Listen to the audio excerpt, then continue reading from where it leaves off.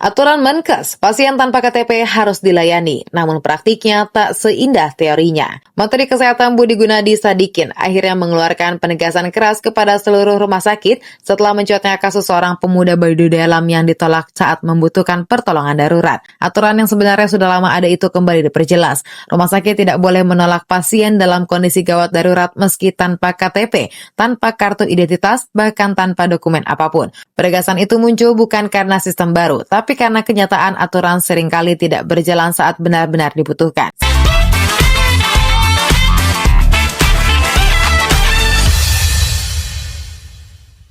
Assalamualaikum warahmatullahi wabarakatuh. Halo semuanya, selamat datang di podcast Jujur Kenalin, nama aku Keisha Martianda dan aku Melisara. Nah, di sini kita yang bakal nemenin teman-teman pada episode kali ini. Kita akan membahas kasus dugaan penolakan pasien oleh rumah sakit yang sempat ramai diperbincangkan masyarakat dan viral di media sosial. Kasus seperti ini selalu memunculkan pertanyaan besar nih di masyarakat. Kenapa dalam situasi darurat pasien justru harus berhadapan dengan proses administrasi yang sangat rumit? Nah, bener banget nih Sarah. Banyak banget nih orang merasa pelayanan kesehatan ini kadang terlalu fokus pada aturan dibanding keselamatan pasien itu sendiri. Dan ternyata nih teman-teman, kalau kita lihat dari fenomena ini dapat kita dijelaskan mengenai teori bureaucratic structure and personality dari Robert K. Merton. Nah, menariknya lagi, teori Merton ini sebenarnya muncul sebagai kritikan terhadap teori birokrasi dari Max Weber. Nah, sebelum masuk lebih lanjut nih tentang kasusnya, kita bahas dulu nih inti teori supaya kita lebih mudah memahami. Betul sekali. Nah, ini biasa, menurut Robert K. Merton ini, birokrasi memang dibuat untuk menciptakan peraturan, efisiensi, disiplin, dan kestabilan dalam organisasi. Nah, benar banget. Makanya di rumah sakit ini ada SOP atau aturan-aturan yang harus kita lewati nih, tahap-tahapan yang harus juga kita patuhi. Nah, tetapi kalau kita pikir-pikir, aturan itu memang sangat penting teman-teman. Karena rumah sakit itu adalah organisasi besar yang banyak menangani banyak pasien setiap harinya. Nah, tapi Robert K. Merton ini melihat ada sisi negatif dari birokrasi atau aturan ini. Kalau misalnya diterapkan terlalu berlebihan. Nah, Merton menyebutkan adanya disfungsi birokrasi, yaitu training capacity atau kemampuan pelatih nih. Apa artinya teh? Nah, kalau yang aku baca, Robert K. Merton itu menyebutkan adanya disfungsi birokrasi. Nah, yaitu salah satunya ada kemampuan terlatih. Nah, kemampuan terlatih ini adalah mengacu pada keadaan di mana kemampuan seseorang itu berfungsi sebagai kekurangan atau titik buta tindakan yang didasarkan pada pelatihan dan keterampilan yang telah berhasil diterapkan di masa lalu, tapi dapat menghasilkan respon yang tidak tepat dalam kondisi yang berubah.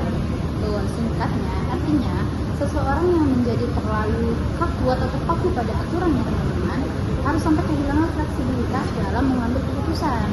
Nah, itu ada juga konsep goal displacement atau perpindahan tujuan. Artinya, kepatuhan terhadap aturan yang awalnya dipahami sebagai sarana berubah menjadi tujuan itu sendiri. Maka terjadilah perpindahan tujuan nih teman-teman. Oh, jadi ternyata goal displacement ini menjadikan organisasi lebih sibuk menjalankan prosedur daripada mencapai tujuan sebenarnya. Nah, apalagi masyarakat tuh melihat pasien ini nih sedang membutuhkan pertolongan cepat, tapi justru harus melewati prosedur yang panjang dan berbelit-belit. Ya, betul nih. Misalnya nih diminta memperlihatkan kartu identitas atau menunggu proses administrasi yang sangat berbelit nih teman-teman. Padahal sebenarnya keluarga pasien ini paling penting saat itu adalah keselamatan anggota keluarga. Betul. Nah, dari sinilah muncul adanya benturan antara birokrasi dan nilai kemanusiaan. Nah, tapi tentu aja Robert K. Merton ini juga tidak lepas dari kritikan ya. Ya, betul. Karena beberapa ahli menilai Merton ini terlalu fokus melihat dampak negatifnya dari birokrasi dibandingkan manfaatnya. Padahal kan Sar, aturan sebenarnya itu yang penting supaya organisasi itu tidak kacau. Ya, betul. Nah, tapi ternyata menurut Robert K. Merton, beliau juga punya jawaban terhadap kritikan itu. Betul, karena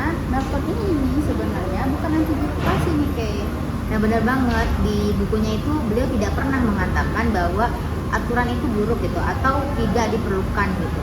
Karena yang dikritik Robertson itu adalah birokrasi yang selalu diterapkan kaku nih teman-teman, atau terlalu berlebihan sampai menghambat tujuan utama organisasi. Ini teori Robert Kiyosaki juga itu bersifat korektif. Nah, ia ingin organisasi itu mengevaluasi sistem yang terlalu kaku tadi. Ya, dan kalau kita lihat sekarang, kritik Robertson itu masih relevan banget nih kayak sama sekarang, karena ada nih masyarakat masih mengeluhkan pelayanan yang berbelit, lambat, dan juga pendekatan yang kurang manusiawi nih teman-teman. Maka teori yang bisa mengcounter kelemahan Robertson ini nih ada itu teori birokrasi dari Max Weber. Nah, ternyata Max Weber ini justru melihat birokrasi ini sebagai sistem organisasi paling rasional dan efisien dalam masyarakat modern. Nah, jadi kalau menurut Robert Kiyosaki ini, dia menekankan bahwa bahaya birokrasi yang terlalu berlebihan. Nah, tapi kalau misalnya dari Max Weber itu, dia mengingatkan bahwa tanpa birokrasi, organisasi besar itu sulit berjalan secara efektif.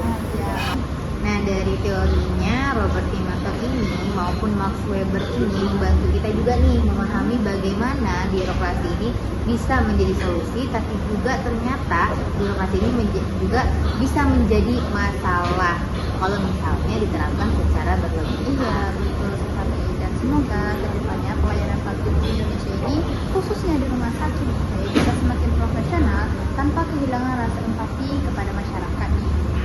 Nah, mungkin itu saja dari kami. Terima kasih buat kalian yang sudah mendengarkan podcast Jujur Yang